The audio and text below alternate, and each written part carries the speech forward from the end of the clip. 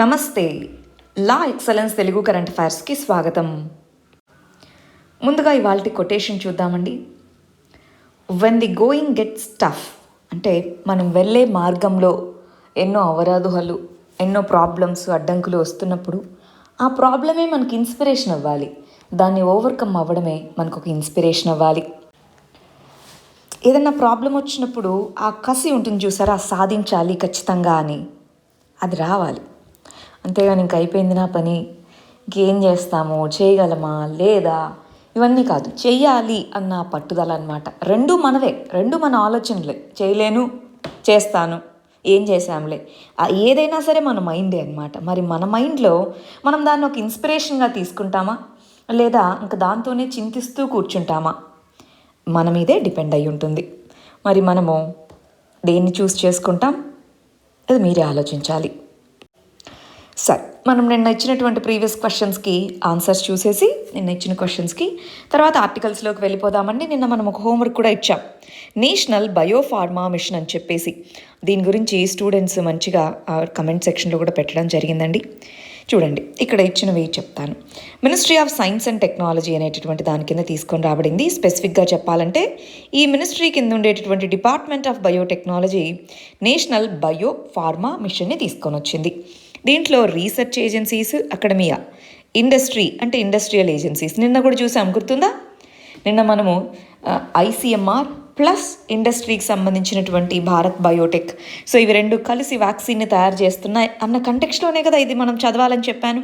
అంటే ఏం లేదండి, ప్రైవేట్ వాళ్ళకి ఊతం ఇచ్చేందుకు, సపోర్ట్ ఇచ్చేందుకు మరి పబ్లిక్ రీసెర్చ్ ఇన్స్టిట్యూషన్స్ ఇవన్నీ కూడా సపోర్ట్ చేస్తే, అలా సపోర్ట్ చేస్తూ డిఫరెంట్ వ్యాక్సిన్స్, మెడిసిన్స్, ఎక్విప్మెంట్, ఏది మెడికల్ ఎక్విప్మెంట్, వీటన్నిటినీ తయారు చేయడం కోసం ఫినాన్షియల్గాను మరియు వీళ్ళిద్దరికి వారధిగాను ఉండేందుకు ఒక programme department of biotechnology ministry of science and technology కింద తీసుకొని రావడం జరిగింది. దాన్నే నేషనల్ బయోఫార్మా మిషన్ అంటాం. మన వాళ్ళు అడిగారు కమెంట్స్లో, అందుకని దీన్ని కొద్దిగా ఎక్స్ప్లెయిన్ చేశానండి. సరే, ఒకటోది కరెక్ట్. రెండోది ఇన్నోవేట్ ఇన్ ఇండియా, I3 అంటామండి దీన్ని. ఇన్నోవేట్ ఇన్ ఇండియా మీరు గమనించి ఉంటే, అబ్జర్వేషన్ స్కిల్స్ కనుక మనకు మంచిగా ఉండుంటే కనీసం 10 డేస్కి ఒకసారి ఈ నేషనల్ బయోఫార్మా మిషన్ గురించి మీకు ద హిందూ న్యూస్ పేపర్లో ఒక అడ్వర్టైజ్మెంట్ వస్తూ ఉంటుంది. కాకపోతే బ్లాక్ అండ్ వైట్లో 4th or 5th పేజెస్లో వస్తూ ఉంటుంది. చాలా ఫ్రీక్వెంట్గా వచ్చే అడ్వర్టైజ్మెంట్ అనమాట. సో అబ్జర్వేషన్ పెంచుకుంటూ ఉండండి. అడ్వర్టైజ్మెంట్స్ ఇలాంటివి మనకి చాలా యూజ్ అవుతాయి ఇలా ఇన్ఫర్మేటివ్గా ఉంటే. రైట్, ఎస్, ఇది కూడా కరెక్టే. రెండు కరెక్టే కాబట్టి ఆన్సర్ C 1, 2. రెండో క్వశ్చన్ చూడండి. డ్రోన్ రెగ్యులేషన్స్కి సంబంధించి 2 స్టేట్మెంట్స్ ఇచ్చాం. ఆ రెండిట్లో ఏది కరెక్టో చెప్పమంటున్నారు.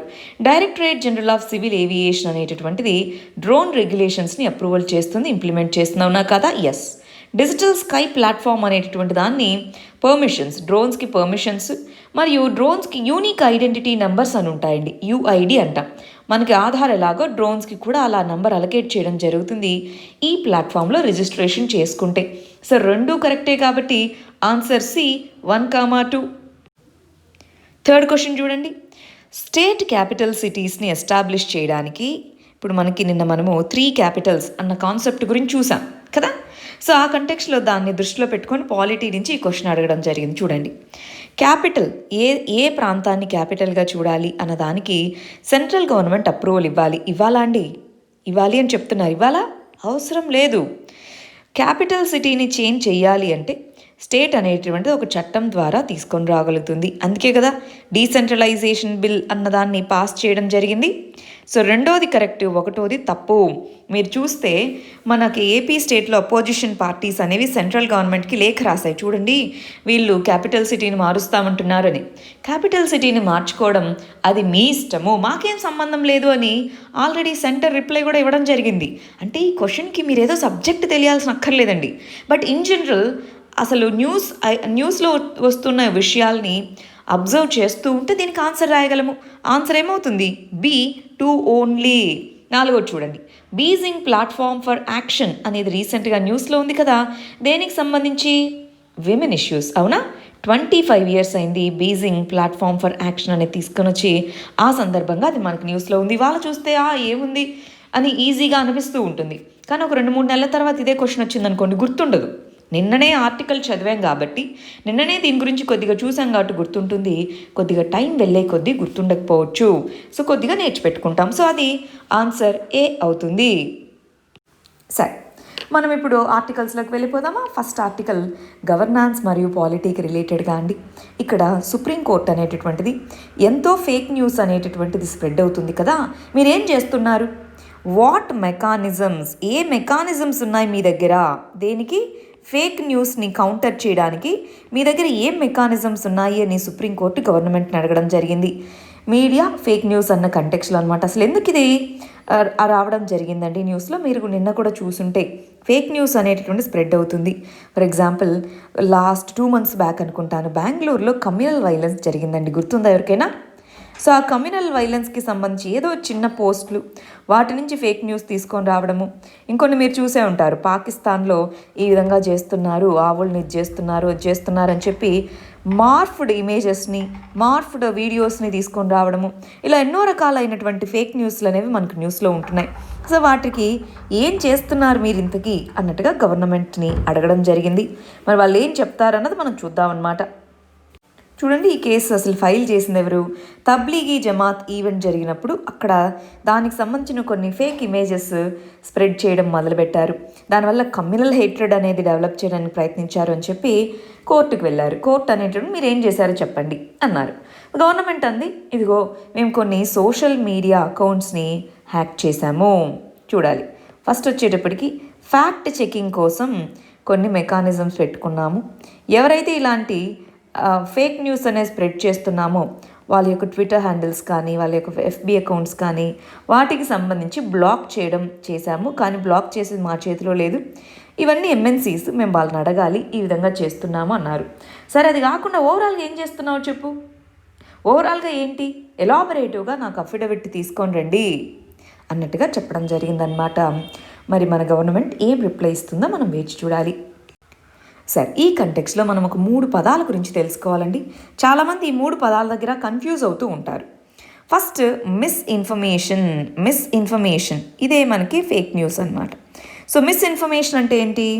ఫాల్స్ న్యూస్ని, ఇన్ఫర్మేషన్ అనేది ఫాల్స్గా ఉంటుంది, దాన్ని అంటే కావాలని ఆ ఫాల్స్ ఇన్ఫర్మేషన్ని క్రియేట్ చేయాలి అని కాకుండా నార్మల్గా వాళ్ళకి తెలియకపోవడం వలన, ఇంకొక దాని వలన, ఇగ్నోరెన్స్ వలన ఫాల్స్ ఇన్ఫర్మేషన్ స్ప్రెడ్ చేయడము. డిస్ఇన్ఫర్మేషన్ అంటే కావాలని ఫాల్స్ ఇన్ఫర్మేషన్ని తీసుకొని వచ్చి ఒక కమ్యూనిటీకి కానీ, ఒక పర్సన్కి కానీ తీసుకొని వచ్చి దాన్ని స్ప్రెడ్ చేయడము. మాల్ ఇన్ఫర్మేషన్ అంటే ఏంటి? ఇన్ఫర్మేషన్ రియాలిటీ అక్కడ జరిగిందే, కానీ ఇక్కడ 2 విషయాలు ఉంటాయండి, ఫ్యాక్ట్ వర్సెస్ ట్రూత్ అని చెప్పి. ఫ్యాక్ట్ వర్సెస్ ట్రూత్ అంటే ఏంటి? మనకి 5 విషయాలు జరిగాయి, ఒకదాని తర్వాత ఒకటి జరిగాయి. సో ఇదంతా కలిపి ఒక సిచ్యువేషన్, ఆ సిచ్యువేషన్ అంతా చూస్తే మనకి ట్రూత్ ఏంటి అని అర్థమవుతుంది. ఫర్ ఎగ్జాంపుల్, ఏ అనే వ్యక్తి బి అనే ఆమెను కొట్టాడు అని ఒక ఫ్యాక్ట్ అండి, అది ఆమెను కొట్టుంటాడు. కానీ దాని తర్వాత ఏం జరిగింది, దానికి ముందు ఎందుకు కొట్టాడు, ఇవన్నీ ఏం చెప్పరు. అదిగో ఆమెను కొట్టాడు చూడు, ఫోటో చూడు, అది ఫ్యాక్టే, కానీ అది ట్రూత్. దాని వెనకాల ఉన్నదేంటి? ఆమెను హింసిస్తున్నారు, ఆడవాళ్ళ మీద హింస, ఈ విధంగా దాన్ని చూపించడానికి ప్రయత్నిస్తారు. కానీ దాని ముందేం జరిగింది, దాని వెనకేం జరిగింది అన్నది ఓవరాల్గా చూస్తే అది ట్రూత్. కానీ మన సొసైటీ ఫ్యాక్ట్ని చూసి అవును కదా అనుకొని మనం జడ్జ్ చేస్తాం, పీపుల్ని కానీ, కొన్ని విషయాల్ని కానీ, కొన్ని న్యూస్ని కానీ. కానీ దాని వెనకాల ఉన్న ట్రూత్ ఏంటి అన్నది మనకి ఓవరాల్ పిక్చర్ తెలిస్తేనే అర్థమవుతుంది. ఇది ప్రస్తుతం మన సొసైటీ ఫేస్ చేస్తున్న హ్యూజ్ ఛాలెంజ్ అండి, హ్యూజ్ ఛాలెంజ్. ఎందుకంటే ట్రూత్ అంతా తెలుసుకునే ఓపిక కానీ, అంత ఇంట్రెస్ట్ కానీ ఎవరికీ ఉండదు. ఏదో ఒకటి చూడగానే ఏదో ఒకటి అని ఒక ఐడియాని పెట్టేసుకుంటూ ఉంటాం. రీసెంట్గా నేను ఏదో వీడియో చూస్తుంటే అండి, లైవ్ సెషన్ చూస్తుంటే ఎవరో అడిగారు, ఇందిరాగాంధీ హస్బెండ్ ముస్లిం, సో వాళ్ళ ముస్లిం అలా ఏదో డెరిగేటరీగా పెట్టారు. ఇందిరాగాంధీ హస్బెండ్ ఆయన పేరు కొంతమందికి అది ముస్లిం పేరు అనుకుంటారండి, పార్సీ అన్న పేరు. పార్సీకి ముస్లింకి తేడా తెలియని వాళ్ళు కూడా ఉన్నారు, రైట్? అంటే రిలీజన్ని మనం హైలైట్ చేయాలని నేను చెప్పట్లేదండి, కానీ అలా ఫేక్ ఇన్ఫర్మేషన్ స్ప్రెడ్ అవుతుంది. ఇందిరాగాంధీ మ్యారేజ్ చేసుకున్న వ్యక్తి ఎవరైతే ఉన్నారో ఆయన ముస్లిం కాదు కదా, కొంతమంది కన్నా అందరికి తెలిసే ఉంటుంది అనుకుంటున్నాను, అట్లీస్ట్ మన స్టూడెంట్స్కి. సో ఇలా ఎన్నో రకాలుగా ఫేక్ న్యూస్ని వీటిని స్ప్రెడ్ చేసేందుకు ప్రయత్నిస్తూ ఉంటారనమాట. అది కొంతమంది తెలియక ఫార్వర్డ్ చేస్తూ ఉంటారు, కొంతమంది తెలుసుకునే దానికి ఇంట్రెస్ట్ ఉండదు, కొంతమంది కావాలనే వాళ్ళ ఓన్ ఇంట్రెస్ట్ కోసం స్ప్రెడ్ చేస్తూ ఉంటారు. సో మనం ఏదో ఒక విషయాన్ని చూసి అదే ట్రూత్ అనుకోకూడదు. అది ఫ్యాక్ట్ అయి ఉండొచ్చు, కానీ అది ట్రూత్ అవ్వకపోవచ్చు. ఈ విషయంని చాలా డెప్త్గా ఆలోచించాలండి. లైఫ్లో చాలా ప్రాబ్లమ్స్ సాల్వ్ అవుతాయి. ఫ్యాక్ట్ వర్సెస్ ట్రూత్, దీని డిఫరెన్స్ తెలుసుకొని అసలు అక్కడ జరిగేది, అక్కడ చెప్తుంది ఫ్యాక్టా ట్రూతా అన్నది కనుక మనం అబ్జర్వ్ చేయగలిగితే చాలా విషయాలు క్లారిటీ వస్తాయి. సరే, ఈ 3 పదాలకైతే క్లారిటీ వచ్చేసినట్టేనా? మరి వాళ్ళ నేను ఒక క్వశ్చన్ ఇవ్వబోతున్నాను. ఫేక్ న్యూస్, ఫేక్ ఇన్ఫర్మేషన్ వల్ల ఏ విధమైన ఇంపాక్ట్స్ ఉంటాయి, ఏ విధంగా మరి దాన్ని కౌంటర్ చేయాలి? చదువుతారా? దీన్ని చెప్పడం నాకు ఒక 3 నిమిషాల పనండి, కానీ మీరు చదవడం ఒక అరగంట పని. కానీ ఆ చదవడం వల్ల మీరు ఆన్సర్ రాసే పొజిషన్కి వస్తారు. సో ఫేక్ న్యూస్ అనేటటువంటిది ఏదైతే ఉందో, ఆ ఫేక్ న్యూస్ గురించి, ఫేక్ న్యూస్ అంటే ఏంటో అనుకున్నాము. ఆ ఫేక్ న్యూస్కి సంబంధించి కొన్ని ఎగ్జాంపుల్స్ చూసాం. ఇప్పుడు మీరేం చేయాలి అంటే ఫేక్ న్యూస్కి సంబంధించిన ఇంపాక్ట్స్ ఏంటి, సొల్యూషన్స్ ఏంటి, ఇలాగ చదివి టేబుల్ లాగా రాసుకోండి. ఇలాగే రాసుకొని ఆన్సర్ రాయడానికి ప్రయత్నించండి. నేను మెయిన్స్ క్వశ్చన్ ఇస్తున్నాను దీని మీద. కొంతమందికి టైం ఉండదు చదివి రాయడానికి. ఇవాళ సాయంత్రం కానీ రేపు పొద్దున కానీ అట్లీస్ట్ కొంతమంది అయినా ఆన్సర్స్ రాస్తారు. మీకు టైం లేదు అనుకుంటే కనీసం వాళ్ళ ఆన్సర్స్ అయినా చదవండి. కమెంట్స్లోకి వెళ్ళి నిన్నటి వీడియో కింద ఉంటాయి. నెక్స్ట్ ఆర్టికల్ గమనించాలి. పాలిటిక్స్ సంబంధించినటువంటిది. మరి పొలిటికల్ గ్రూప్స్ అనేటటువంటి దానికి సంబంధించి జమ్మూ అండ్ కాశ్మీర్లో ఉన్న political parties, maximum political parties అన్నీ కలిపి గుప్కర్ అనేది ఒక ప్లేస్, అక్కడ చేసుకున్నటువంటి అగ్రిమెంట్ కాబట్టి గుప్కర్ అలయన్స్ అని పిలుస్తూ ఉన్నామన్నమాట. సో ఈ గుప్కర్ అలయన్స్ అనేటువంటిది ఏదైతే ఉందో దాన్ని ఈ జమ్మూ అండ్ కాశ్మీర్కి సంబంధించిన పొలిటికల్ పార్టీస్ అన్నీ మేము ఆర్టికల్ 370ని మళ్ళీ తిరిగి సాధించుకుంటామని ఒక గ్రూప్గా ఫామ్ అయ్యాయి. పొలిటికల్ పార్టీస్ గ్రూప్గా ఫామ్ అవ్వడం కానీ, వాళ్ళు ఎలక్షన్స్లో కంటెస్ట్ చేయడం కానీ, వాళ్ళకు ఒక అజెండా ఉండడం కానీ న్యూ ఏమీ కాదు. బట్ దీన్ని ఇదిగో అన్హోలీ గ్లోబల్ అలయన్స్ అని చెప్పడం జరిగిందనమాట. అన్హోలీ అంటే బ్యాడ్ అన్న కంటెక్స్లో అనమాట, చాలా నెగటివ్ దీంతో వీళ్ళు గ్రూప్గా ఫామ్ అయ్యారు అని. కానీ ఇండియన్ కాన్స్టిట్యూషన్ ప్రకారం ఇలాంటి అలయన్సెస్ అలౌడ్ అన్లెస్ వాళ్ళు యాంటీ నేషనల్ యాక్టివిటీకి వాటికి వెళ్తే తప్ప. కానీ ఇక్కడ ఏంటి, ఇవన్నీ కూడా ఇండియన్ పొలిటికల్ పార్టీస్ అండి. సో ఎప్పుడూ కూడా ఇప్పుడు ఆ ప్లేస్లో సిటిజన్స్కి వాయిస్ ఎక్కడి నుంచి వస్తుంది? వాళ్ళ పార్టీస్ ద్వారానే. సిటిజన్స్ మరి ఆ పార్టీ సిస్టమ్ని స్ట్రెంగ్తెన్ చేయాలి. అక్కడున్న ప్రాబ్లమే అదండి. ఇప్పుడు మనం చెప్పే మాట ఎవరు వినట్లేదంటేనే ఆయుధాలు ఇవన్నీ తీసుకుండేది. కానీ మనం చెప్పేదానికి ఒక వాయిస్ ఉంది, ఒక పవర్ ఉంది అన్నప్పుడు తగ్గుతుంది. సో ఇంకా పార్టీస్ని స్ట్రెంగ్తెన్ చేయాలి. పార్టీస్ని వీకెన్ చేయకూడదు, పార్టీ స్టాండ్ని వీకెన్ చేయకూడదు. పార్టీస్ని స్ట్రెంగ్తెన్ చేస్తే అది ప్రాగ్మాటిక్, అది ఫ్యూచరిస్టిక్. అది ఒకసారి మనం గమనించాలి. నెక్స్ట్ గవర్నాన్స్కి సంబంధించింది. మరి మధ్యప్రదేశ్ అనేటటువంటిది లవ్ జిహాద్, దీనికి అగేనెస్ట్గా మేము ఒక చట్టం తీసుకొని రాబోతున్నాము అన్నది. సో మీకు తెలిసే ఉంది, ఇంతకుముందు యూపీ, హర్యానా వీళ్ళిద్దరూ కూడా ఈ లవ్ జిహాద్ అన్నదానికి అగేనెస్ట్గా మేము ఒక చట్టం తీసుకొని రాబోతున్నాము అని చెప్పారు. మనం బిఫోర్ వీక్ సండే రోజు ఒక ఇంపార్టెంట్ డీటెయిల్డ్ ఆర్టికల్ కూడా చదువుకున్నాం. సో ఇప్పుడు మధ్యప్రదేశ్ కూడా అదే అంటుంది. లవ్ జిహాద్ అంటే దాన్ని ఏ విధంగా డిఫైన్ చేశారు? ఓన్లీ మ్యారేజ్ అనేటటువంటిది రిలీజియస్ కన్వర్షన్ కోసం మాత్రమే మరి మ్యారేజ్ చేసుకుంటున్నారు. సో ఇలాంటివి ఇల్లీగల్. వాళ్ళ యొక్క లెట్స్ ఆ అమ్మాయి యొక్క పేరెంట్స్ కానీ సిబ్లింగ్స్ కానీ ఎవరైనా కంప్లైంట్ చేస్తే వాళ్ళ కంప్లైంట్ మీదకు కేసు అనేది ఫైల్ చేయడం జరుగుతుంది. వాళ్ళకి జైలు శిక్ష విధించాలి. ఈ విధంగా చెప్తున్నారనమాట. మరి ఇది కోర్టులో నిలబడుతుందా అన్నది మనం చూడాలి. ఎందుకంటే మ్యారేజ్ అనేటటువంటిది ఎవరిని మ్యారేజ్ చేసుకోవాలి, ఎవరిని మ్యారేజ్ చేసుకోకూడదు అన్నటువంటిది ఇండివిజువల్ డెసిషన్. ఆల్రెడీ మనకి స్పెషల్ మ్యారేజెస్ చట్టము అనేది ఉందండి. స్పెషల్ మ్యారేజెస్ యాక్ట్ అనేటటువంటిది ఉంది. సో దీనికి సంబంధించి ఇంటర్ ఫెయిత్ మ్యారేజెస్ అనేవి దీంట్లో అలో అని ఈ చట్టంలో చెప్పబడడం జరిగింది. మరి ఇలాంటి చట్టాలు వచ్చినప్పుడు వీటికి సంబంధించి అవి కోర్ట్స్లో నిలబడతాయా లేదా అన్నది మనం చూడాల్సిన విషయం. Next article very very important article అండి. ఎస్ఎన్టీ పర్స్పెక్టివ్ నుంచి అటు ప్రిలిమ్స్ ఇటు మెయిన్స్కి రెండింటికి యూజ్ అవుతుంది. ఇక్కడ కాన్సెప్ట్ వచ్చేటప్పటికి ఎంఆర్ఎన్ఏ క్లాస్ ఆఫ్ వ్యాక్సిన్స్ అంటున్నారు. సో దీని గురించి కొద్దిగా డీటెయిల్డ్గా చెప్పాలండి. 1-2 మినిట్స్లో చెప్తే ఇది మనకు అర్థం కాదు. నిన్న మనం ఆర్సీఈపీకి సంబంధించి ఎలాగో ఒక స్పెషల్ వీడియో చేసుకున్నాము, ఆ కాన్సెప్ట్ పెద్దది, కొంచెం డెప్త్లో చెప్పాలని. అలాగ ఒక స్పెషల్ వీడియో నేను ఎంఆర్ఎన్ఏ వ్యాక్సిన్స్ మీద, ఎంఆర్ఎన్ఏ వేరు, ఎంఆర్ఎన్ఏ వ్యాక్సిన్స్ అన్నవి చాలా పెద్ద కాన్సెప్ట్. సో దానికి సంబంధించి ఓవరాల్గా అసలు ఏ టైప్ ఆఫ్ వ్యాక్సిన్స్ ఉన్నాయి, వాటిలో ఎంఆర్ఎన్ఏ వ్యాక్సిన్ అంటే ఏంటి అన్న దాని గురించి ఒక స్పెషల్ వీడియో చేస్తాను, అది మీరు చూడొచ్చు. ఇవాళ సాయంత్రంకి కానీ రేపు మార్నింగ్ కానీ అప్లోడ్ అవుతుందండి. నెక్స్ట్ ఆర్టికల్ వచ్చేటప్పటికి ఇంటర్నేషనల్ రిలేషన్స్కి సంబంధించింది, అర్మేనియా అజర్బైజాన్కి సంబంధించిన ఇష్యూ అనమాట. దీంట్లో అసలు ఏ విధంగా ఆ రీజన్లో పీస్ ప్రాసెస్ ఉండబోతుంది.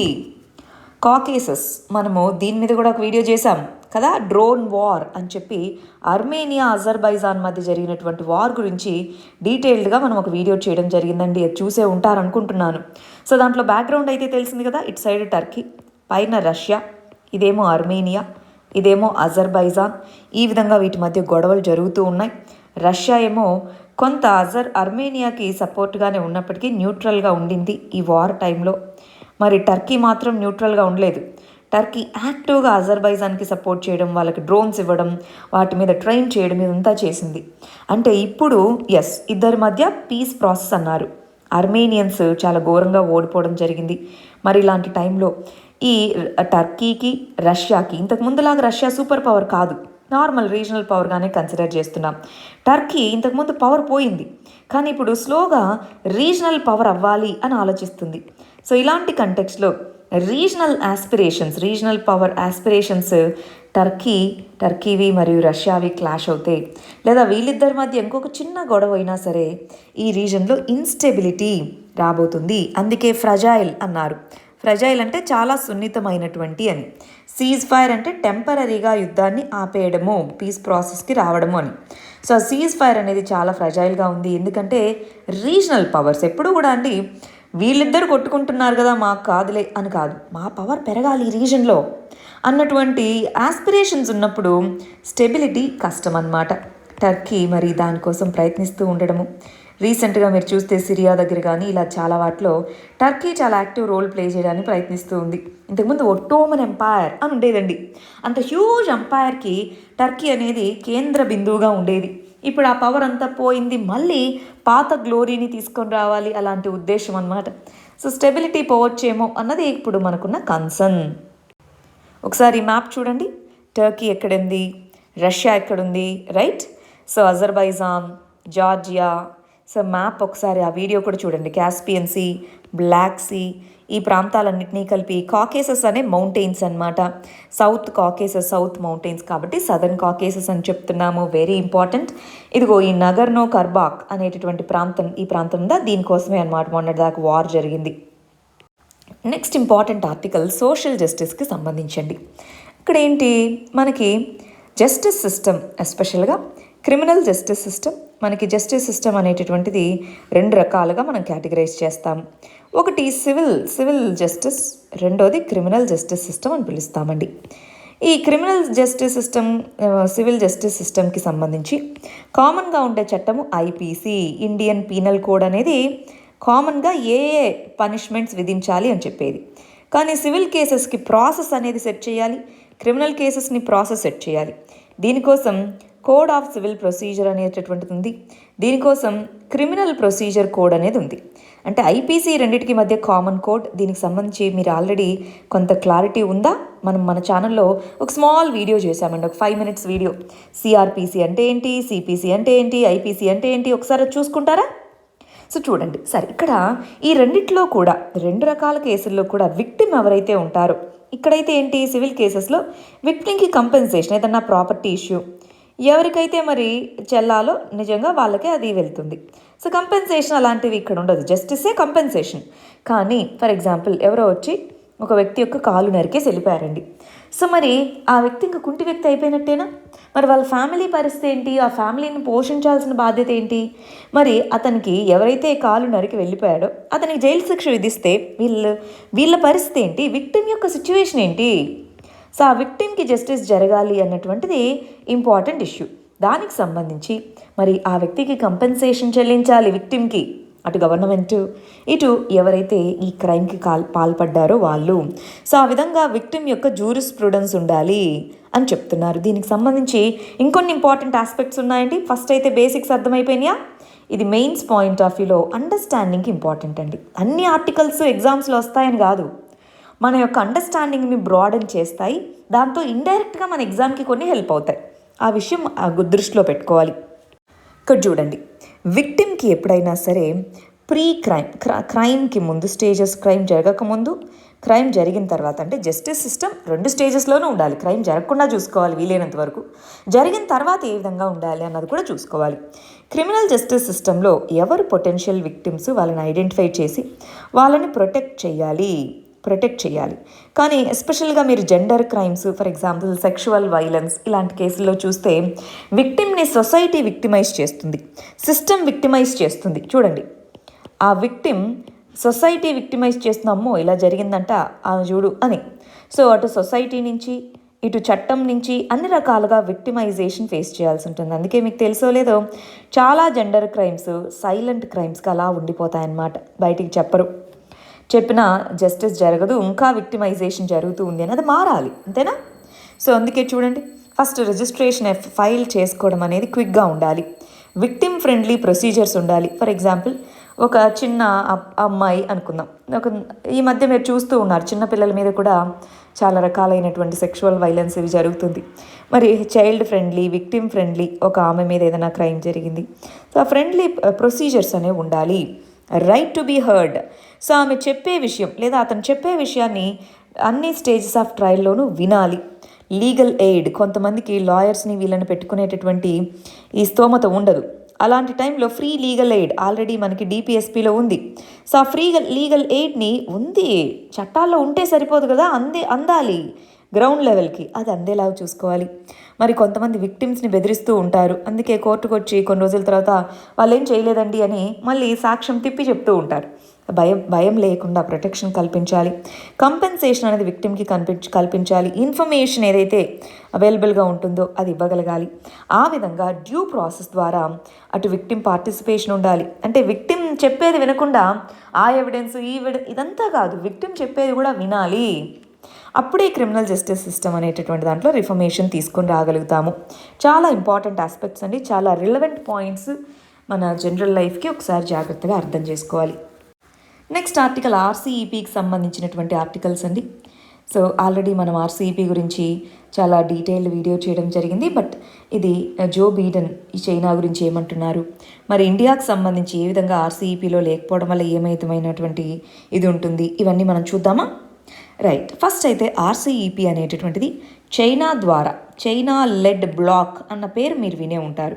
అంటే చైనా అనేది ఒక లీడర్షిప్ రోల్ని దీంట్లో ప్లే చేస్తుంది. అసలు మనం దీంట్లో ఉండకపోవడానికి one of the reasons China యొక్క డామినెన్స్ కూడా. అయితే మనం COVID-19 వచ్చాక ఏమనుకున్నామండి, ఇంకెవ్వరు ఉండరు, చైనా నుంచి అందరు వచ్చేస్తారు, మన కంట్రీలో చాలా ఇన్వెస్ట్మెంట్స్ పెరుగుతాయి, అది ఒక ఆపర్చునిటీ, అది ఇది అనుకున్నాం. కానీ వచ్చారా? లేదు. ఎందుకని? చైనాలో ఇన్ఫ్రాస్ట్రక్చర్ బాగా ఉంది. అందుకని ఈ ఆర్టికల్లో ఏమంటున్నారు, చైనా +1 అప్రోచ్. అంటే చైనాలోనూ వాళ్ళ యొక్క మ్యానుఫ్యాక్చరింగ్ సెంటర్ ఉంటుంది. ఒకవేళ కరోనా లాంటిది ఏదైనా వస్తే సేఫ్ సైడ్గా ఇంకో కంట్రీలోనూ ఇన్వెస్ట్మెంట్స్ పెట్టుకోవడానికి చూస్తున్నారు. అంతేగాని చైనా యొక్క ప్రాబల్యం తగ్గట్లేదు. ఇలాంటి కంటెక్స్లో ఇలాంటి గ్రూపింగ్స్ అనేటటువంటివి ఇంకా ట్రేడ్ని పెంచడానికి, ఎస్పెషల్గా చైనా లాంటి కంట్రీస్ దాన్ని బెటర్గా యూస్ చేసుకుంటాయి. కానీ మనం ఏమన్నాము, మన ఎక్స్టర్నల్ అఫైర్స్ మినిస్టర్, ఇదిగో మాకు ఇలాంటివి కాదు, మేము పెద్ద పెద్ద డెమోక్రసీస్ అయినటువంటి యూరోపియన్ యూనియన్ మరియు USA లాంటి కంట్రీస్తో అగ్రిమెంట్స్ చేసుకుంటామన్నారు. USA కూడా ఇదిగో డెమోక్రసీస్తో మేము వర్క్ చేయడానికి ప్రయత్నిస్తున్నాము, చైనా కాదు, చైనాని కౌంటర్ చేయడానికి మేము ప్రయత్నిస్తాం అన్నట్టుగా చెప్పడము, ప్లస్ అమెరికన్ వర్కర్స్కి ఇంపార్టెన్స్ ఇవ్వడము చేస్తాము అన్నట్టుగా జో బైడెన్ చెప్తున్నారు. మరి ఈ ఆర్టికల్లో ఉన్న కొన్ని డీటెయిల్స్ చూద్దామా అండి? ఏషియన్ ఎకానమీస్ ఏ విధంగా డెవలప్ అవుతున్నాయి అన్నది ఒకసారి చూద్దాం. చూడండి, ఈ ఆర్టికల్లో కూడా ఈ RCEP అనేది ఓన్లీ ఎకనామిక్గానే కాదు, చాలా ఇంపార్టెంట్ అన్నారు. ఎందుకు? గ్లోబల్ స్టేజ్లో గ్లోబల్ రూల్స్ని వీటిని మనము మార్పులు చేర్పులు తీసుకొని రావాలన్నా, మనం పార్టిసిపేట్ చేయాలన్నా ఇంపార్టెంట్ అంటున్నారు. అయినా సరే మనం ఎందుకు పార్టిసిపెంట్స్గా లేము? RCEP వీడియోలో ఇవన్నీ మీకు నేను డీటెయిల్డ్గా ఎక్స్ప్లెయిన్ చేసిన ఒక్కసారి చూడండి. మళ్ళీ మనం రిపీట్ చేయడం వల్ల టైం వేస్ట్ తప్ప ఇంకేముండదు. ఆ వీడియోలో ఇలాంటి స్లైడ్స్ చాలా ఉన్నాయి, మీకు చూసుకోండి. సరే, ఇక్కడ చూడండి, మనం అనుకున్నట్టుగా కాకుండా చైనా +1 అనేటటువంటిది రావడం జరిగింది. అంటే ఇండస్ట్రీస్ అక్కడి నుంచి వెళ్ళిపోవట్లేదు. ఇలాంటి కంటెక్స్లో మనకి డొమెస్టిక్ ఇన్వెస్ట్మెంట్ పెంచుకోవడం ద్వారాను, ట్రేడ్ పాలసీలో మార్పులు తెచ్చుకోవడం ద్వారాను, విమెన్ పార్టిసిపేషన్ లేబర్ ఫోర్స్లో పెంచడం ద్వారాను మనము ఈ RCEP లాంటి గ్రూపింగ్స్కి కౌంటర్గా మనం కూడా ఎకనామిక్ శక్తిగా ఎదగాలి. సో వాటికి వే ఫార్వర్డ్ ఇవే పాయింట్స్ మనం నిన్న చదువుకున్న ఆర్సీఈపీ వీడియోలో కూడా ఉన్నాయి, చూడండి. నెక్స్ట్ ఆర్టికల్ చూడండి, టీ సెల్ ఇమ్యూనిటీ కోవిడ్-19 అంటున్నారు. సో అంటే ఇక్కడ మనము సైన్స్ అండ్ టెక్నాలజీ కింద చదువుతామండి. ఫస్ట్ అసలు టీ సెల్ అంటే మీనింగ్ ఏంటో తెలుసుకుందాము. ఆ టీ సెల్స్ అనేటటువంటివి వాటి యొక్క ఇంపార్టెన్స్ ఏంటి, కోవిడ్-19ని ఫైట్ చేయడంలో వాటి యొక్క ఇంపార్టెన్స్ ఏంటి అని. ఇది ప్రిలిమ్స్ పాయింట్ ఆఫ్ వ్యూలో ఇంపార్టెంట్ అండి, మెయిన్స్లో ఏమీ అడగరు.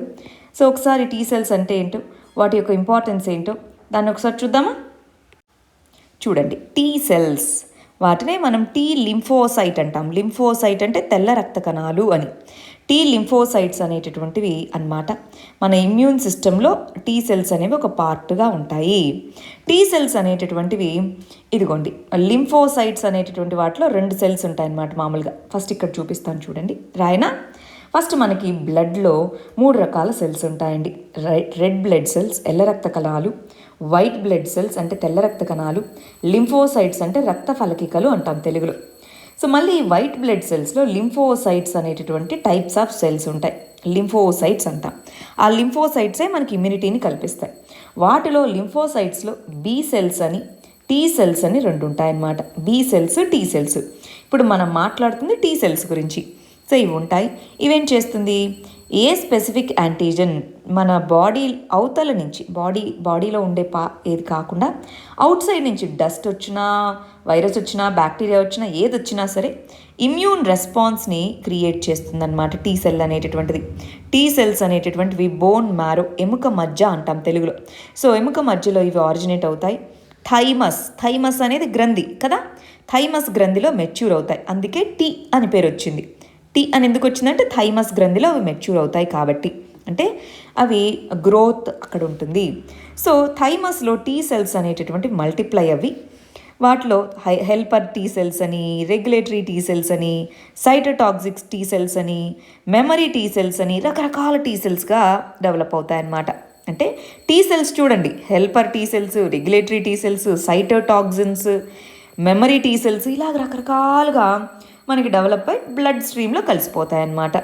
సో మనకు ఒక యాంటీజన్, ఒక వైరస్ కానీ దానికి సంబంధించిన ప్రోటీన్ కానీ ఏదైనా కనిపించింది అనుకోండి, హెల్పర్ టీ సెల్స్ ముందు గుర్తిస్తాయి, ఏదో వచ్చింది అని చెప్పి గుర్తిస్తాయి. సో వాటికి మెసెంజర్స్ని క్రియేట్ చేస్తుంది, సైటోకైన్స్ అంటారు. మీకు గుర్తుందా, మనకి కోవిడ్ గురించి చదువుకున్నప్పుడు ఇలాంటి ఆల్వియోలి అనేటటువంటి ఊపిరితిత్తుల్లో మనకి సంచులు లాంటివి ఉంటాయి, వాటిలో లిక్విడ్ లాంటిది వస్తుంది, ఎక్సెసివ్గా ఇమ్యూనిటీ సిస్టమ్ రెస్పాండ్ అవుతే వాటిలో సైటోకైనిన్ అనే పదం చదువుకున్నాం కదా, సో అవి ఇస్తుంది. అవి ఇచ్చేసి బి సెల్స్కి సిగ్నల్ పంపిస్తుంది. బి సెల్స్ అంటే లింఫోసైట్స్లో టీ సెల్స్లో రకరకాలు, అవి సిగ్నల్ని ఇచ్చి టెంపరీగా అడ్డుకుంటాను నేను అని చెప్పి బి సెల్స్కి పంపిస్తుంది. అప్పుడు బి సెల్స్ యాంటీబాడీస్ ప్రతిరక్షకాలని క్రియేట్ చేసేది ఎవరు మన బాడీలో అంటే యాంటీబాడీస్ని క్రియేట్ చేసేది బి సెల్స్ అనమాట. అది బి సెల్స్ యాంటీబాడీస్ని క్రియేట్ చేసి ఫైట్ చేయడానికి వస్తుంది. ఆ విధంగా మనకి టీ సెల్స్ అనేటటువంటివి యూజ్ అవుతాయి. సో మెమరీ సెల్స్ అని ఎందుకంటాము, ఒకసారి మన బాడీలోకి అది ఎంటర్ అయ్యి ఫైట్ చేసిన తర్వాత అది గుర్తుపెట్టుకుంటుంది, ఓకే ఇది యాంటీజన్ వస్తే ఈ విధమైనటువంటి యాంటీబాడీ వచ్చిందని గుర్తుపెట్టుకుంటుంది. నెక్స్ట్ టైం మన బాడీలోకి వచ్చిందనుకోండి, దాని కాపీ ఉంటుంది కదా, ఓకే ఇదే వచ్చింది అని సరిపోల్చుకొని దాని మీద ఫైట్ చేస్తుంది. ఇవాళ నేనేం చేశానంటే అండి, మనకి corona virus first case report అయ్యి నిన్నటికి 1 year అయింది. సో ఆ కంటెక్స్లో కరోనా వైరస్కి సంబంధించి వైరస్ ఎలా స్ప్రెడ్ అవుతుంది, రెండోది దానికి సంబంధించి వ్యాక్సిన్స్, ఈ రెండిటికి సంబంధించి చాలా డీటెయిల్డ్గా 2 వీడియోస్ మనం చేస్తున్నామన్నమాట. ఆ 2 వీడియోస్ని నేను మన కమ్యూనిటీ ట్యాబ్లో పోస్ట్ చేశాను. సో ఒకసారి అవి చెక్ చేయండి. కనిపించలేదు అంటే కరోనా వైరస్ లా ఎక్సలెన్స్ ఆర్ మన లా ఎక్స్ అని టైప్ చేస్తే కనిపిస్తాయి. సో అలాగైనా అవి 2 చూసుకుంటే ఒక స్టోరీ లాగా చెప్పానండి, అదొక టైప్ ఆఫ్ డిఫరెంట్ టీచింగ్. అప్పట్లో స్టోరీ లాగా చెప్పాను ఒక వీడియోలో, అది మీరు విన్నారంటే ఒకవేళ ఇవి తెలియదు అనిపించింది, కొంతమంది నాన్ సైన్స్ స్టూడెంట్స్ ఉంటారు. So non science students so వాళ్ళు వ్యాక్సిన్స్ వీటికి సంబంధించి బేసిక్స్ ఉన్నాయి, దాంట్లో చూడండి. మరి దీనికి సంబంధించి ఇప్పుడు వీళ్ళు దేనికోసం టెస్ట్ చేస్తున్నారు ఇంతకీ, కోవిడ్-19 వ్యాక్సిన్కి అసలు ఈ టీ సెల్స్కి ఉన్న రిలేషన్ ఏంటి, ఇందాక చెప్పినట్టు టీ సెల్స్ అనేటటువంటి ఇమ్యూన్ రియాక్షన్స్ని కంట్రోల్ చేస్తాయి. అవి ఆ సైటోటాక్సిక్ టీ సెల్స్ అనేటటువంటివి సైటోకైన్స్ అనే వాటిని ఉత్పత్తి చేస్తాయి. అవి వెళ్ళి ఇన్ఫెక్టెడ్ సెల్స్, ఇన్ఫెక్టెడ్ కణాలు ఏవైతే బాడీలో ఉంటాయో వాటిని చంపుతూ ఉంటుందన్నమాట. అలాగే ఎక్సెసివ్గా రిలీజ్ అయిందనుకోండి బాడీలో, మంచి సెల్స్ కూడా చచ్చిపోతూ ఉంటాయన్నమాట. సో అది ప్రాబ్లం. సరే, వ్యాక్సిన్స్ ఏ విధంగా మరి దీని మీద ఇంపాక్ట్ చూపిస్తాయంటే, already T memory cells T memory cells ఆ పర్టికులర్, ఫర్ ఎగ్జాంపుల్ ఇప్పుడు ఒక ఏ అనే వ్యక్తి ఉన్నారండి, ఆల్రెడీ అతనికి కరోనా వైరస్ సోకింది, నయమైంది. సో ఆ తర్వాత ఇప్పుడు అతనికి ఆ వ్యాక్సిన్ ఇచ్చినప్పుడు టీ సెల్స్కి ఆల్రెడీ మెమరీ ఉంటుంది. ఎందుకని? నయం అయిపోయింది కాబట్టి టీ సెల్స్ గుర్తుపెట్టుకొని ఉంటుంది. ఓకే, ఇలాంటి వైరస్ వచ్చినప్పుడు ఇలాంటి యాంటీబాడీస్ వచ్చాయి, ఆ విధంగా ఫైట్ చేసింది అని. ఇప్పుడు మనం వైరస్కి సంబంధించినటువంటి వ్యాక్సిన్ అంటే ఏంటండి? చనిపోయిన వైరస్ను, ఇనాక్టివ్గా ఉన్న వైరస్ను, వైరస్లో ఉన్న కొంత పార్ట్నో ఏదో ఒక దాన్ని బాడీలోకి ఎక్కిస్తాము, దాన్నే వ్యాక్సిన్ అన్నాం. సో ఆల్రెడీ ఎగ్జిస్టింగ్ మెమరీ ఉన్నప్పుడు అది వ్యాక్సిన్ అంత సరిగా పనిచేయకుండా కూడా ఉండేలాగా చేయొచ్చు. దాన్ని ఒరిజినల్ యాంటీజెనిక్ సిన్ అనొచ్చు. లేదా అది ఇంకొద్దిగా ఎఫిషియెంట్గా వ్యాక్సిన్స్ పనిచేయడానికి హెల్ప్ చేయొచ్చు. రెండిట్లో ఏదైనా జరగచ్చు. అందువల్ల టీ సెల్ యొక్క రెస్పాన్స్ ఎలా ఉంటుంది అనేది ఒక చర్చనీయాంశమైనటువంటి అంశం అయిపోయిందనమాట. రైట్, ఇది ఒకసారి చూసుకుంటారా? నెక్స్ట్ ఇష్యూ పాలిటిక్స్ సంబంధించింది. మెర్సీ పిటిషన్ అన్నటువంటి ఇష్యూ అండి. దేనికి సంబంధించింది? తమిళనాడు స్టేట్ యొక్క గవర్నర్ రాజీవ్ గాంధీ కేసులో మరి ఎవరినైతే అరెస్ట్ చేసి డెత్ పెనాల్టీ కొంతమందికి విధించున్నారు, కొంతమందికి లైఫ్ టర్మ్ విధించున్నారు. సో వాళ్ళకి సంబంధించిన మెర్సీ పిటిషన్స్కి సంబంధించినటువంటి ఆర్టికల్ అన్నమాట. ఇక్కడ ఏం చెప్తున్నారో చూద్దామా? మరి దీనికి సంబంధించిన బ్యాక్గ్రౌండ్ని ఆల్రెడీ మనం డీటెయిల్డ్గా చదువుకొనున్నాం. రైట్, ఈ 4th రోజు చదువుకొనున్నామన్నమాట. అసలు ఏంటి, రాజీవ్ గాంధీ కేసులో ఏం జరిగింది, మెర్సీ పిటిషన్కి సంబంధించిన విషయం ఏంటి, ఆర్టికల్ 161 ఏంటి, ఆర్టికల్ 72 ఏంటి, అవన్నీ చదివాం. ఒక్కసారి ఈ మెర్సీ పిటిషన్, క్షమాభిక్ష అంటాం తెలుగులో. సో ఈ మెర్సీ పిటిషన్ అనేటటువంటిది ఏ విధంగా మన రాజ్యాంగంలో ఉంది, దానికి సంబంధించి ఏమైనా సుప్రీంకోర్టు కేసెస్ ఉన్నాయా అని మనం చూద్దామండి.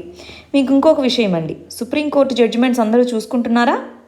మనము ఎవ్రీడే మార్నింగ్ 8 o'clockకి, ఇవాళ లైవ్ వేరేది ఉంది, సో 8:30కి ఇవాళ అప్లోడ్ చేస్తాం. But in general every morning 8 o'clockకి మనకి ఇంపార్టెంట్ సుప్రీంకోర్టు జడ్జిమెంట్స్ అన్నటువంటి ఒక లైవ్ సెషన్ మనకి జరుగుతూ ఉంది.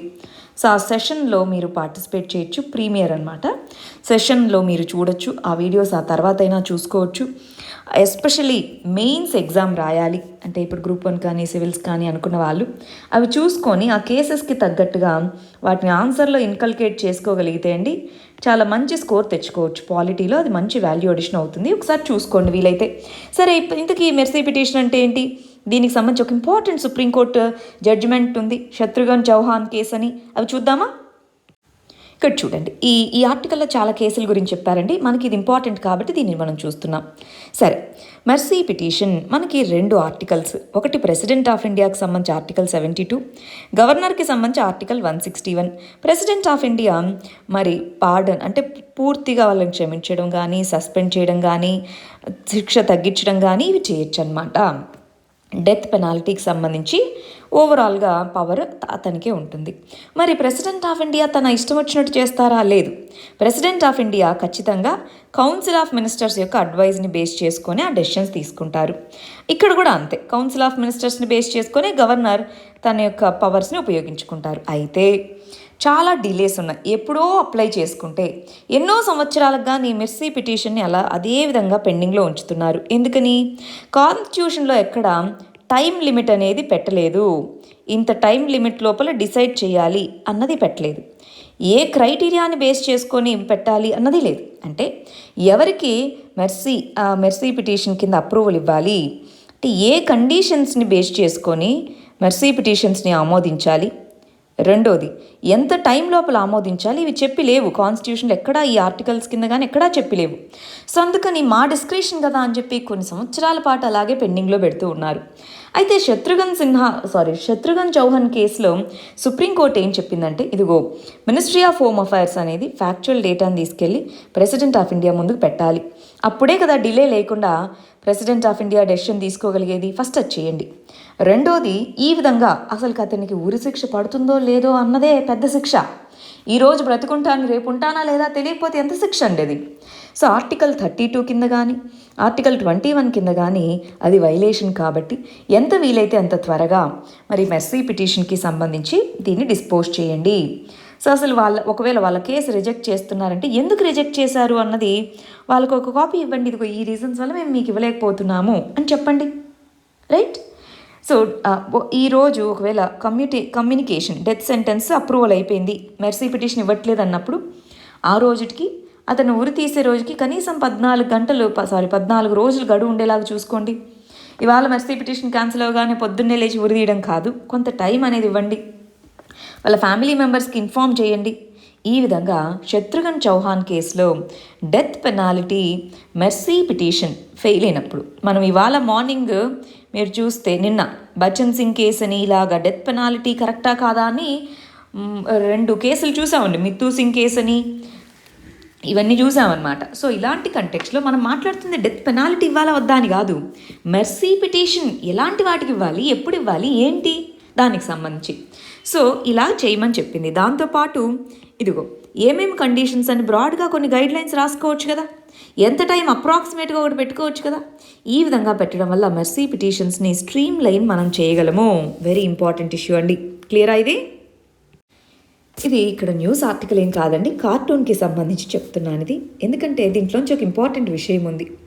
ఎప్పుడూ కూడా ఒక లీడర్ తనకు నచ్చిన విషయమే చెప్పాలి అని అనుకుంటే ఇంకా ఆర్గనైజేషన్ కానీ ఆ పార్టీ కానీ ఏదైనా సరే, ఒక ఫ్యామిలీ అయినా సరే, అన్నీ నాకు నచ్చినవే చెప్పాలి నా కింద ఉన్న వాళ్ళు లేదా నాతో పనిచేసే వాళ్ళని మనం ఎప్పుడైతే అనుకుంటామో గ్రోత్ అక్కడితో ఆగిపోతుంది. ఎప్పుడూ కూడా ఒక ఆర్గనైజేషన్ ఎదగాలన్నా, ఒక రిలేషన్షిప్ బాగుండాలి అన్నా, లేదంటే ఒక పార్టీ బాగుండాలి అన్నా క్రిటికల్ రివ్యూ ఇచ్చేవాళ్ళు ఉండాలి. ఎప్పుడు అదేదో అంటారు చూసారా, నలుగురు చుట్టుపక్కల పొగిడే వాళ్ళని పెట్టుకొని మేమే గొప్ప అనుకుంటూ ఉంటాం, అక్కడ గ్రోత్ ఉండదు. క్రిటికల్ రివ్యూ ఇచ్చినప్పుడు అది నిజమా కాదా, వాళ్ళు దేనికి చెప్తున్నారు, అది ఓవరాల్గా ఆర్గనైజేషన్కి, ఓవరాల్గా పార్టీకి, ఓవరాల్గా మన రిలేషన్కి మంచిదా కాదా, ఇవన్నీ మనం చూసుకోగలగాలి. అప్పుడు మాత్రమే గ్రోత్ ఉంటుంది. ప్రస్తుతం పొలిటికల్ పార్టీ కాంగ్రెస్లో జరుగుతున్నది అదే. ఎవరు కూడా అక్కడ జరుగుతున్నటువంటి ఆ మెస్ ఏదైతే ఉందో అసలు గందరగోళంగా ఉంది. దాని గురించి క్లియర్గా కొంతమంది చెప్తున్నా వినట్లేదు, కొంతమంది చెప్పట్లేదు. సో ఈ విధంగా ఉంటే పార్టీ గ్రోత్ అనేది ఉండదు. రైట్. ఇది మనం అన్ని విషయాలకి అన్వయించుకోవచ్చు. దీన్ని ఒక ఎగ్జాంపుల్గా చూపించి ఆ విషయం మీకు చెప్తున్నాను. నెక్స్ట్ ఆర్టికల్ ఆన్లైన్ ఎడ్యుకేషన్కి సంబంధించి చాలా ప్రాబ్లమ్స్ ఉన్నాయి అన్నట్టుగా చెప్తున్నారు. ఇదిగోండి అజీం ప్రేమ్జీ యూనివర్సిటీ రీసెంట్గా జరిపినటువంటి సర్వేలో చాలామంది చెప్పింది అసలు మాకు స్మార్ట్ ఫోన్స్ లేవు, ఉన్న ఇంటర్నెట్ సరిగా లేదు, 90% టీచర్స్కి అసలు ఏ విధంగా ఆన్లైన్ క్లాసెస్ వాటికి సంబంధించిన ఎక్స్పర్టీస్ ప్రాపర్గా లేదు. పిల్లలు క్లాసులు ఏమో చెప్తున్నారు కానీ క్లాస్ రూమ్లో ఉన్నంతగా ఎమోషనల్ కనెక్ట్ కానీ ఇవేమీ లేవు. అవి ఇక్కడ చెప్తున్నటువంటివి. ఒక్కసారి దీన్ని పాజ్ చేసుకొని ఆ పాయింట్స్ని చూసుకుంటారా? మీరు ఎక్కడన్నా ఇంట్రడక్షన్స్లో అలాగా ఈ డేటాని వాడుకోవచ్చండి. నెక్స్ట్ ఆర్టికల్ నార్త్ ఈస్టర్న్ స్టేట్స్లో బార్డర్ డిస్ప్యూట్స్ అనేటటువంటివి జరుగుతూ ఉన్నాయి. అది ఎందుకు ఎలాగో చూద్దాం. ఇదిగోండి ఇక్కడ గమనిస్తే నార్త్ ఈస్టర్న్ స్టేట్స్లో అస్సాం అనే రాష్ట్రానికి అన్ని రాష్ట్రాలతో బార్డర్ ఉంది. మనం సిక్కింని కన్సిడర్ చేయకపోతే ఇక్కడ ఇవన్నీ చూడండి. అస్సాంకి అరుణాచల్ ప్రదేశ్, నాగాలాండ్, మణిపూర్, మిజోరాం, త్రిపుర, మేఘాలయ, ఇవన్నీ నార్త్ ఈస్టర్న్ స్టేట్స్లో అస్సాంకి అన్నిటితోనూ బార్డర్ ఉందా? అయితే రీసెంట్గా లాస్ట్ 1 మంత్గా గొడవలు జరుగుతున్నాయి. ఏమని? మొన్నటి దాకా మిజోరాంతో గొడవ అనమాట. ఇదిగో ఇక్కడ మిజోరాం వీళ్ళు మా ల్యాండ్ని గ్రాబ్ చేసుకున్నారు అని చెప్పి ఇక్కడ కొంతమంది ఇలాగ గూడ్స్ ఇవన్నీ ఇలా వెళ్ళాలి, ఇప్పుడు అస్సాం నుంచే వెళ్ళాలి, దాన్ని ఆపేయడం. ఇప్పుడు నాగాలాండ్లో వీళ్ళు ఇక్కడ మా ల్యాండ్ని గ్రాబ్ చేసుకుంటున్నారు, నాగాలాండ్కి వెళ్ళే ట్రక్స్ని వీటిని ఆపేయడం, ఇలా చేస్తున్నారు. ఇక్కడ ఎందుకు ఈ విధమైన ప్రాబ్లమ్స్ వస్తున్నాయంటే నార్త్ ఈస్ట్లో చాలా ఎథనిక్ డైవర్సిటీ ఉందండి, చాలా ఎథనిక్ డైవర్సిటీ ఉంది. సో ఒకే ట్రైబల్ కమ్యూనిటీకి సంబంధించిన వాళ్ళు 2-3 స్టేట్స్లో ఉన్నారు. పక్కపక్కనే, ఇటు సైడ్ ఊరు దాటితే వేరే రాష్ట్రం వస్తుంది, ఇటు సైడ్ దాటితే వేరే రాష్ట్రం.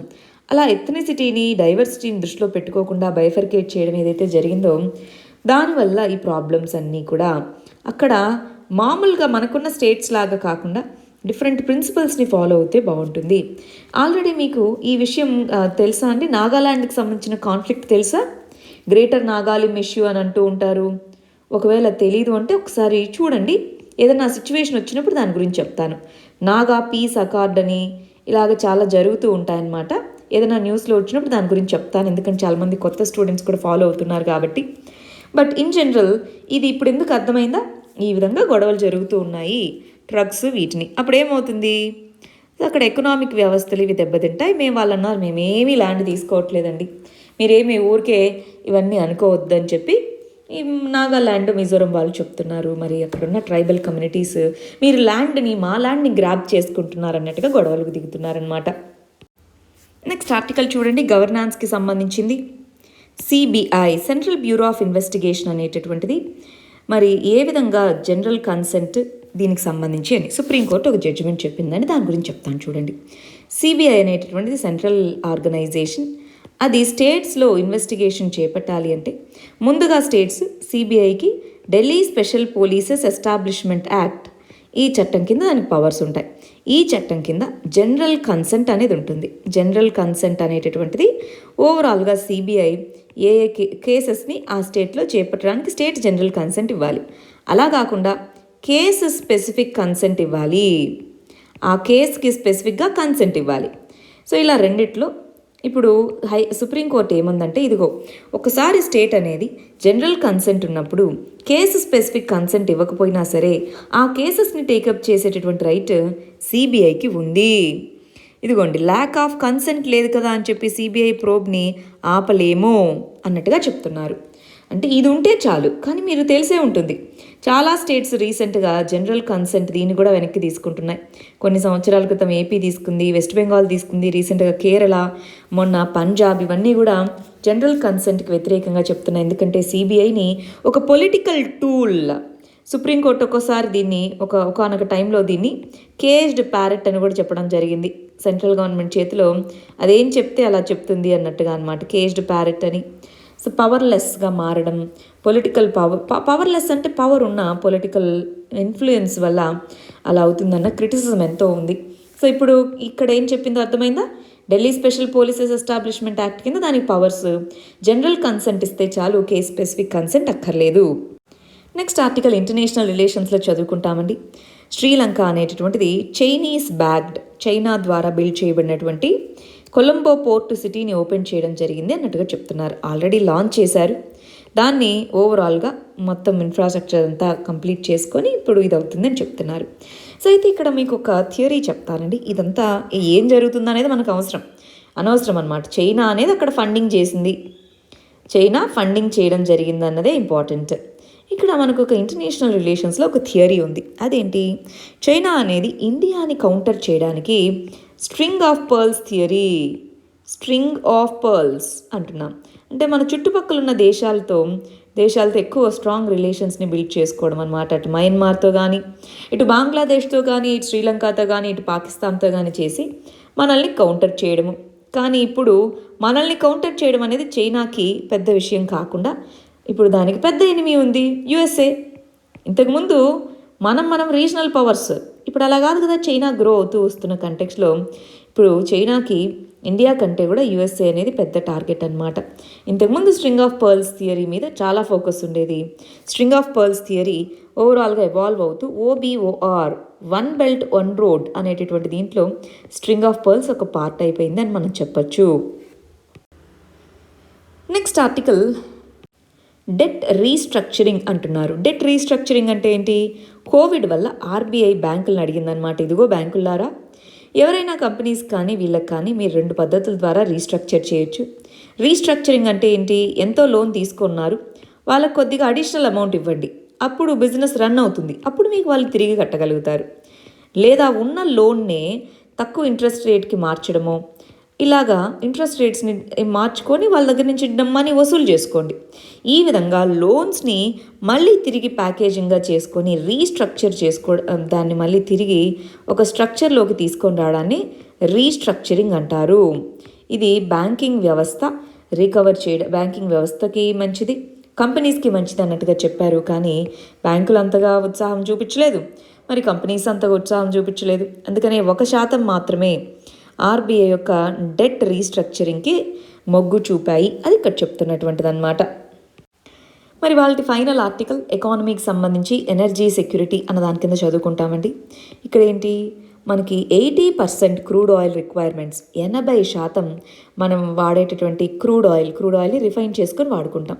క్రూడ్ ఆయిల్ రిక్వైర్మెంట్స్ అనేవి ఇంపోర్ట్స్ ద్వారానే మనము తెచ్చుకోగలుగుతున్నాం. అంటే 20% మన ఇండియాలో ఎక్స్ప్లోర్ చేసుకునేది, మిగిలినంతా కూడా ఇంపోర్ట్ చేసుకుంటాం. వీటికి సంబంధించి ఇంటర్నేషనల్ పార్ట్నర్స్తో కొలాబరేట్ అవ్వాలి. ఫర్ ఎగ్జాంపుల్ మనకి ఓఎన్జీసీ విదేశ్ లిమిటెడ్ పేరు విన్నారా, ఓవిఎల్ అంటారు, ఓఎన్జీసీ విదేశ్ లిమిటెడ్. ఇది చాలా కంట్రీస్తో పార్ట్నర్ అవుతూ రష్యాతో కానీ ఇరాన్తో కానీ చాలా ప్రాజెక్ట్స్ని తీసుకుంటూ ఉంటాయి. ఆ విధంగా తీసుకోవడం ద్వారా మరి మన యొక్క ఎనర్జీ సెక్యూరిటీని మనం బిల్డ్ చేసుకోగలము. Energy security important. అందువల్ల ఇక్కడ ఏం చెప్తున్నారు, ఎక్స్ప్లోరేషన్ కంపెనీస్ అనేటటువంటివి గ్లోబల్ ప్లేయర్స్తో కలిసి కొత్త టెక్నాలజీని తెచ్చుకోండి, కొత్త డీల్స్ చేసుకొని ఈ విధంగా ముందుకు వెళ్ళాలి అన్నట్టుగా మన పెట్రోలియం న్యాచురల్ గ్యాస్ మినిస్టర్ చెప్తున్నారు. సింపుల్గా ఈ ఫ్యాక్ట్ మనం తెలుసుకోవాలి. ఇది ఎనర్జీ సెక్యూరిటీకి ఇంపార్టెంట్ అన్న విషయం తెలిస్తే చాలండి. సరే, మరి మనం నిన్న ఇచ్చిన మెయిన్స్ క్వశ్చన్కి మన వాళ్ళు ఎలా ఆన్సర్ రాశారో చూద్దామా. డ్రోన్ టెక్నాలజీ అన్నది one of the emerging areas. అది ఆపర్చునిటీస్ని, ఛాలెంజెస్ని ప్రొవైడ్ చేస్తుంది అన్నారు. సరే చూడండి, అన్మాన్డ్ ఏరియల్ వెహికల్స్, వాటిని డ్రోన్స్ అని పిలుస్తూ ఉంటాం. వాటికి సంబంధించి ఎన్నో పొటెన్షియల్ ఏరియాస్ ఆఫ్ అప్లికేషన్స్ ఉన్నాయి. దాని అడ్వాంటేజెస్ ఉన్నప్పటికీ కూడా కొన్ని కన్సర్న్స్ ఉన్నాయి. అవి ఏంటి అని రాశారు, ఎగ్జాంపుల్స్తో సహా రాశారు. గుడ్ అండి, చాలా బాగా రాశారు. ఎగ్జాంపుల్స్ ఎప్పుడు కూడా ఆన్సర్కి స్ట్రెంగ్త్ ఇస్తుంది. గుడ్. కొద్దిగా ఈ కంక్లూజన్ ఉందా, దీన్ని షార్ట్గా రాసుకోవాలి. కంక్లూజన్స్, ఇంట్రొడక్షన్స్ లాంగ్ కాకుండా చూసుకోవాలి. ఇక్కడ మీరు టైప్ చేసేటప్పుడు ఓకే, ఎగ్జామ్లో రాసేటప్పుడు ఇబ్బంది పడతామన్నమాట. షార్ట్ రాసుకోండి. ఇక్కడ డ్రోన్స్ అంటే ఏంటి, దాని డ్రోన్ టెక్నాలజీ విస్తరిస్తున్న ప్రాంతాలు ఏంటి, ఆపర్చునిటీస్ ఎక్కడెక్కడ ఉన్నాయి, ఓవరాల్ అదిగో అప్లికేషన్స్, దాని యొక్క ఆపర్చునిటీస్, దానికి ఉన్న సవాళ్ళు ఏంటి అని రాస్తున్నారు. ఇదిగోండి ఇక్కడ కూడా మీరు కూడా ఎగ్జాంపుల్స్ రాశారు. గుడ్. సో సవాళ్ళకు సంబంధించి కూడా మీరు ఏదైనా ఎగ్జాంపుల్స్ రాసుకోవచ్చు. మొన్న రీసెంట్గా పాకిస్తాన్ సైడ్ నుంచి LOC గుండా ఒక డ్రోన్ ద్వారా ఆర్మ్స్ని సప్లై చేయడానికి ప్రయత్నించారు. అలాంటివి మీకు గుర్తుంటే 1-2 రాయండి, బాగుంటుంది. అన్మాన్డ్ ఏరియల్ వెహికల్స్, ఆపర్చునిటీస్ ఏంటి, ఏ ఫీల్డ్స్లో, ఛాలెంజెస్ ఏంటి అని రాశారు. గుడ్ అండి. ఎగ్జాంపుల్స్ ఏవైతే ఇందాక చెప్పానో అది ఒకసారి ఎగ్జాంపుల్స్ రాసుకోవడానికి ప్రయత్నించండి. రైట్. ఫర్ ఎగ్జాంపుల్ మనకి బ్లడ్, మొన్న నార్త్ ఈస్ట్లో ఏమైందంటే బ్లడ్ అర్జెంట్ కావాల్సి వచ్చింది. సో అది మరి టెర్రైన్ చాలా డిఫికల్ట్ ట్రావెల్కి, వాటికి డ్రోన్స్ని వాడారు. మెడిసిన్స్ని పంపించడానికి డ్రోన్స్ని వాడారు. ఇలాగా వాడుతూ ఉన్నారనమాట హెల్త్ కేర్లో. సో అలా కొన్ని ఎగ్జాంపుల్స్ కూడా మనం పెట్టుకోవచ్చు. ఛాలెంజెస్లో కూడా ఎగ్జాంపుల్స్ రాయండి, 1-2. ఇక్కడ ఎగ్జాంపుల్స్ ఒకవేళ ఈ ఆపర్చునిటీస్కి సంబంధించి కొద్దిగా తగ్గించేసుకొని ఇది రాయొచ్చు మీరు. నెక్స్ట్, డ్రోన్స్ అంటే ఏంటి, వాటికి సంబంధించి మనకి ఎన్నో రంగాల్లో అవకాశాలు ఉన్నాయి. వాటి యొక్క మార్కెట్ అండి, అవకాశాలంటే అప్లికేషన్స్ ఒకటే కాదు, వాటి యొక్క మార్కెట్ కానీ వాటి యొక్క అవసరానికి పాలసీస్, వీటన్నిటి ద్వారా ఆపర్చునిటీస్ ఉన్నాయి. మరి దానికి సవాళ్ళు అనేటటువంటి ఉన్నాయి. Yes, good. సో ఆ సవాళ్ళని ఏ విధంగా మనం ఎదుర్కోవాలి అన్నది మనం రాసుకుంటాం. బాగుంది. రీసెంట్గా కరెంట్ ఇష్యూతో మొదలుపెట్టారు. గుడ్. డ్రోన్ అంటే ఏంటో రాశారు. అన్ని రకాల రంగాల్లో ఉంది, కానీ దాంతో ప్రాబ్లమ్స్ ఉన్నాయి అని రాశారు. వాటికి సంబంధించి ఎగ్జాంపుల్స్ రాశారా, రెగ్యులేషన్ ఇలా చేయాలి అని రాసుకున్నారు. కొద్దిగా ఎగ్జాంపుల్స్ అవి ఇంకొంచెం పెంచుకోండి. ఛాలెంజెస్లో కూడా ఎగ్జాంపుల్స్ రాయండి. బట్ ఓవరాల్గా గుడ్ అండి. మరి ఇది ఇవాల్టి మన మెయిన్స్ క్వశ్చన్.